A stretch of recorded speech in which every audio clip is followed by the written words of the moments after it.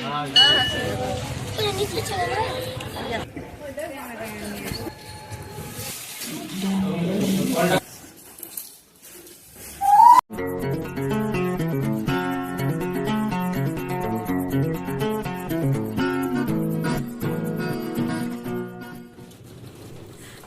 বন্ধুরা, আশা করি সবাই খুব ভালো আছো, সুস্থ আছো। আমরাও খুব ভালো আছি। আজ তোমাদের নিয়ে যাব বহু প্রাচীন একটি শিব মন্দিরে।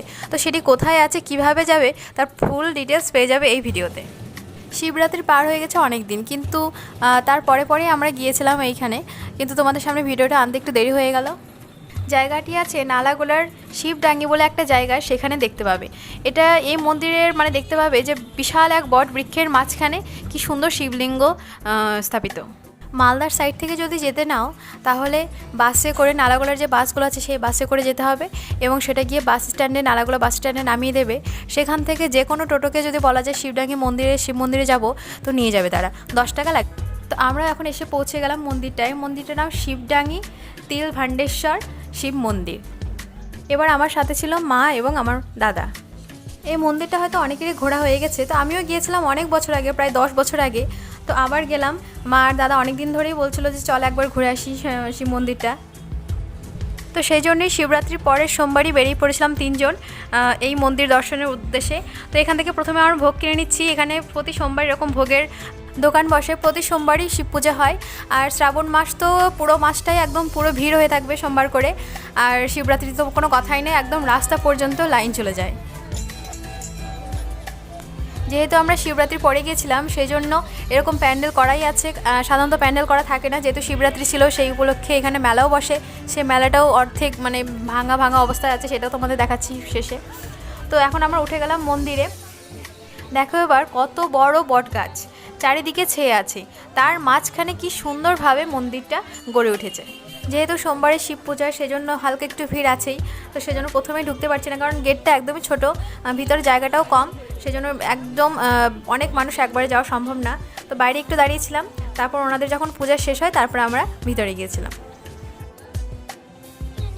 তার আগে তোমাদের বাইরেটা একটু দেখাই, গাছটা কতটা বড় এবং কতটা জায়গা জুড়ে আছে।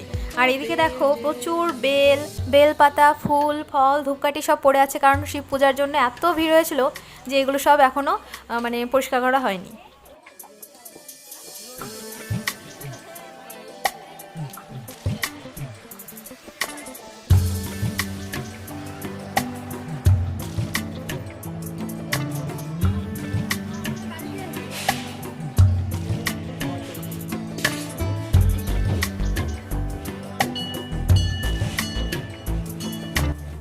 এবার ঠেলে ঠুলে একটু ঢোকার জায়গা পেয়েছি।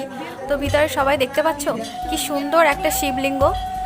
অবশ্য দেখা যাবে না কারণ এতটাই ভিড় ছিল। এই যে দেখা যাচ্ছে এখানে শিবলিঙ্গ এবং শিবের পূজা হচ্ছে, মাথায় দুধ জল ঢালা হচ্ছে, গঙ্গা জল, এবং তার সঙ্গে পুরোহিত মশাই আছেন ওদিকে, উনি মন্ত্র পড়ছেন, সেই সাথে সবাই মিলে অঞ্জলি দিচ্ছেন।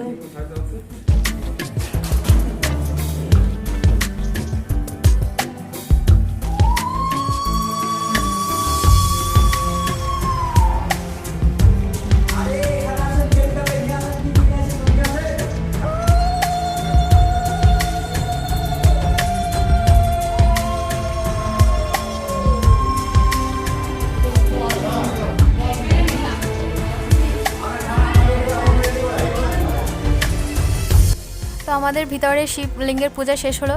এবার আমরা বাইরে এসেছি। বাইরে আছেন নন্দীবাবু। তো এবার ওনার মাথায় জল ঢেলে পুজো দিলাম।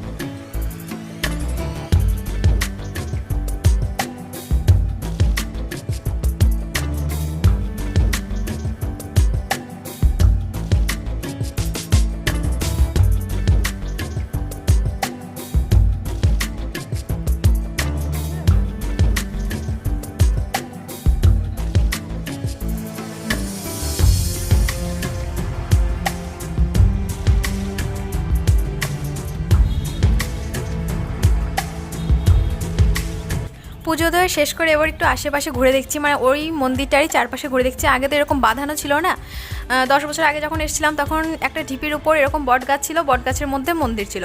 আর এই যে বাঁধানো হয়েছে মনে হয় তারপরে বাঁধানো হয়েছে, তারপরে আমার আর আসা হয়নি। আর এই যে দেখতে পাচ্ছ মেলা, ছোটো করে একটা মেলা বসে গেছে, এখন অবশ্য উঠে যাচ্ছে সম্পূর্ণ মেলা, 2-1টা দোকান বসে আছে, তবুও এরাও রাত্রের মধ্যে কমপ্লিট হয়ে যাবে।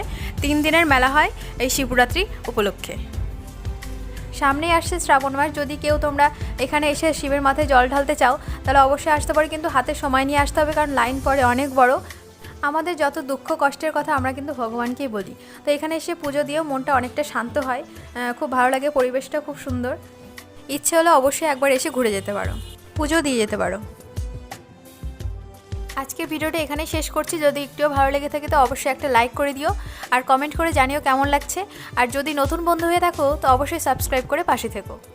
দেখা হচ্ছে খুব তাড়াতাড়ি খুব সুন্দর একটা ভিডিও নিয়ে। ততদিন পর্যন্ত সবাই ভালো থেকো, সুস্থ থেকো, টাটা।